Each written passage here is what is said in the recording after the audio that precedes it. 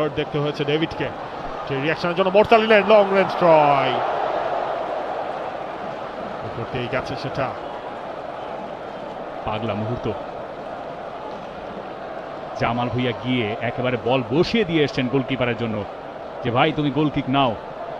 এদিকে হামজা, তিনি কিছু একটা বলছেন রেফারিকে এই টাইম ওয়েস্টিং নিয়েই। বাংলাদেশের হাতে সময় আছে আর 4 মিনিট।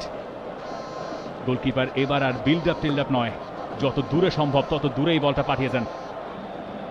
বাংলাদেশকে বলটা রিসাইকেল করে আবারও উপরে উঠতে হবে। কাজ বেজায় কঠিন, কারণ এখন টাচ লাইন ঘেঁষেই খেলার চেষ্টা করবে হংকং চায়না।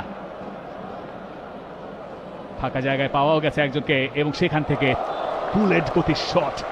মিতুল মার্মাকে ওই জায়গায় ঠেকাতেই হতো। Junior shot, long range effort.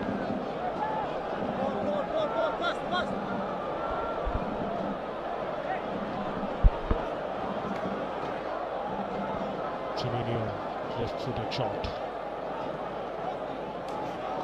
Mitul Marma বাঁচিয়ে দিয়েছেন। কর্নার কিক পেয়ে যাচ্ছে হংকং চায়না। এভারটন কামের গোল। এভাবে ফুল এইচডিতে প্রত্যেকটি লাইভ খেলা দেখতে চাইলে অবশ্যই আমাদের এই পেজটি ফলো করে দিন এবং শেয়ার করে দিন আপনার সকল বন্ধুদের সাথে। এখানে করবে একটা শর্ট কর্নার নেবে, এরপরে ওই কর্নার ফ্ল্যাগ ঘিরে দাঁড়িয়ে থাকবেন, এবং আরও একটা টাচ দিয়ে তারা ওখান থেকে কিছু একটা এক্স্যাক্টলি হামজা গেছেন সেখানে, এবং থ্রো ইন বাংলাদেশের পক্ষে।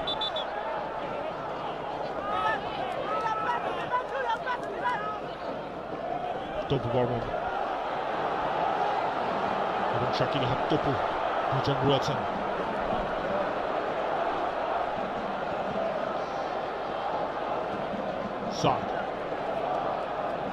শাকিল হাত তপু, হামজা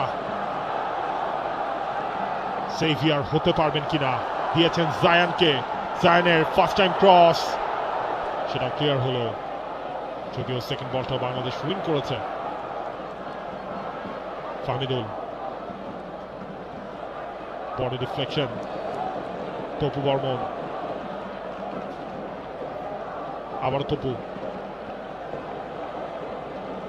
রাইট সাইডে প্লেসড ফাহমিদুল, জামাল, জামাল চিপ করলেন, জায়ান তিনি পেয়েছেন। এখনো জায়ানের কন্ট্রোলে, একটা কর্নার কিক বাংলাদেশ পাচ্ছে, হবে কিনা এবার।